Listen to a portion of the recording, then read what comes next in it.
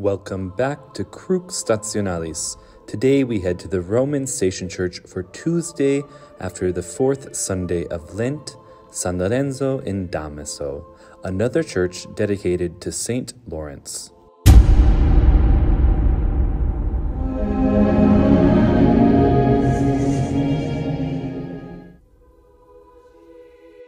The massive structure of the Cancelleria, which includes the church of San Lorenzo in Damaso, sits on the busy street of Corso Vittorio Emanuele II, a modern street cutting through the center of Rome.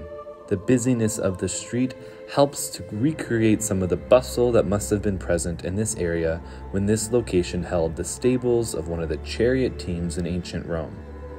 In time, these gave way to residential dwellings, one of which was the home of Pope St. Damasus. This holy man, famous for the epigraphs composed by him for the tombs of the various saints around Rome, converted the hall in his home into a church in honor of St. Lawrence. His devotion to the saint may have begun during his years of service at the Basilica of San Lorenzo fuori le mura, that Roman station church which we have visited so often here at Crux Stationalis. Pope St. Damasus spent years of service at the Basilica of St. Lawrence outside the walls before his election to the papacy in the year 366. Although he was elected pope by a large majority, a faction supported another candidate, and a disagreement that sometimes descended into violence began between supporters of the two men until the matter was settled in St. Damasus's favor. While he spent much of his energy defending Orthodox teaching against the heresy of Arianism, a heresy which spread throughout the Western world, he also desired to adorn the shrines of the martyrs in the Eternal City, even writing verses in honor of the saints himself. He died in the year 384. The first basilica on this site, built by Pope St. Damasus in the mid to late 4th century, had roughly the same orientation as the present one. As a result of it being near the former stables of the Green team of chariots, this church was also known as St. Lawrence in Prazzino, this being the word for green as in the color of leeks in Latin. The basilica has a quiet history. We have some records of gifts being given for the adornment of the church, but not much else. This church survived until the late 15th century, when the new papal chancery was built on the site. Although the old basilica was demolished to make way for the new building, it was desired that a replacement be included in the new chancery. This was constructed between the years 1495 and 1511. Although the basilica would receive several redecorations over the following centuries. The basilica was also damaged on various occasions, notably during the Napoleonic occupation of Rome in 1798, and in a fire in the year 1939. In the clerestory of the church and on the counter facade, we see scenes from the life of St. Lawrence. We see Pope St. Sixtus II and St. Lawrence being led to martyrdom. We also see the almsgiving of St. Lawrence, and Pope St. Damasus consecrating the altar of the basilica.